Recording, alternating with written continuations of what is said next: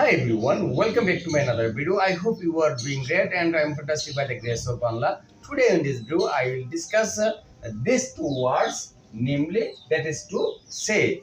এই দুটি ওয়ার্ডই যা বলা হয়েছে তাকে আরো সুস্পষ্ট করার জন্য ব্যবহৃত হয়ে থাকে। আপনারা লক্ষ্য করুন, দ্যাট ইজ টু সে একে সংক্ষেপে আইই বলা হয়। আমরা অনেক সময় পড়তে গিয়ে দেখি যে সংক্ষেপে আইই, এই আই এর মূল রূপ হচ্ছে that is to say. Okay, for let's go. পূর্বের চেয়ে পরের এক্সপ্রেশনটি অধিক স্পেসিফিক বোঝাতে আমরা নেমলি ব্যবহার করব। যেমন আমি একটা কথা বলেছি, সেটার চেয়ে পরেরটা অধিক গুরুত্বপূর্ণ, অধিক স্পেসিফিক, সেই ক্ষেত্রে আমরা নেমলি ব্যবহার করব। For example, I have 5 brothers, namely, এই যে আমি নেমলি এখানে ব্যবহার করেছি, নেমলি মিজান, ফারুক, আলী রাজা, স্বপন এন্ড খামাল। ওকে, কিন্তু পূর্বের চেয়ে